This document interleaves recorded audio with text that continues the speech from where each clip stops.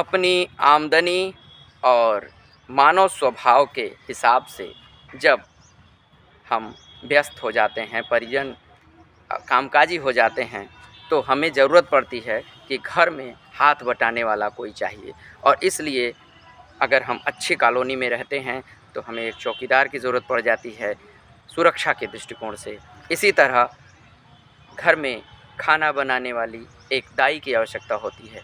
उस पर भी हमारा विश्वास अपने परिवार के सदस्यों की तरह ही बन जाता है और हम कमोवेश उनसे अपना विश्वास उसी तरह रखते हैं जैसे परिवार के एक सदस्य के साथ। ड्राइवर हो, माली हो, दाई हो, चौकीदार हो, ये सभी पर हम आँख मूंद कर विश्वास करते हैं। अपने घर के बच्चों को उन्हें सुपुर्द करके निश्चिंत होकर कहीं आ जा सकते हैं। लेकिन अब आपको मैं सावधान कर दूं कि भरोसा की एक लिमिट होती है। आप भरोसा कीजिए, ये मानव स्वभाव है, लेकिन भरोसा की एक लिमिट होती है। आप आँख बंद करके किसी पर विश्वास ना करें। भरोसा टूटेगा उससे पहले सतर्क हो जाइए, अन्यथा ये भरोसा टूटने के बाद आप ज़िंदगी में फिर भरोसे में लौट नहीं पाएंगे। ये विश्वास करिए कि ये मानव स्वभाव है और ऐसा हो सकता है कि सामने की वाले की आज ज़रूरतें कल से ज़्यादा हो जाएं और वो कुछ ऐसा कर गुजरे जिसकी कल्पना हमने उसके प्रति कभी नहीं की थी। मैं जहाँ खड़ा हूँ ये गोरखपुर का सहारा स्टेट का कंपाउंड है और जस्ट इसके बगल में एक बहुत सुंदर कॉलोनी है, वीआईपी कॉलोनी है। यहाँ अभी कुछ दिन पहले एक घटना हुई। उस घटना में मैं उस परिवार का नाम नहीं लूँगा, लेकिन उसमें पति पत्नी दो ही रहते थे। एजुकेशन से जुड़े हुए लोग हैं और पत्नी भी बाहर जाती हैं, पति भी दिन भर व्यस्त रहते हैं। उनके यहाँ एक बहुत ही भरोसेमंद नौकरानी जो सालों से काम कर रही थी, उस पर पूरे परिवार का बहुत ज़्यादा भरोसा था।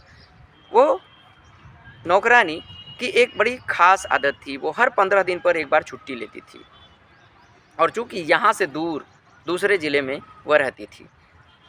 इस छुट्टी के दौरान वो मकान मालकिन और मालिक के आँख में धूल झोंककर उनके अलमारी से कीमती गहने उड़ा देती थी। लेकिन चूँकि उस पर तो विश्वास था और कभी रोज़ रोज़ तो गहने पहनने की ज़रूरत नहीं पड़ती, इसलिए किसी को कुछ खबर नहीं होती थी। एक बार ज़रूरत पड़ गई मालकिन को गहने पहनने की, शादी में कहीं जाना था। उन्होंने जब अलमारी खोला तो अवाक, सारे गहने गायब। फिलहाल पुलिस एक्टिव हुई, सीसीटीवी खंगाला गया और किसी तरह से देखा गया कि जिस दिन वो महिला घर से जाने की होती उस दिन सीसीटीवी बंद रहता घर का। तो इससे कुछ पुलिस को शक हुआ और उस पुलिस ने उस महिला को धर दबोचा।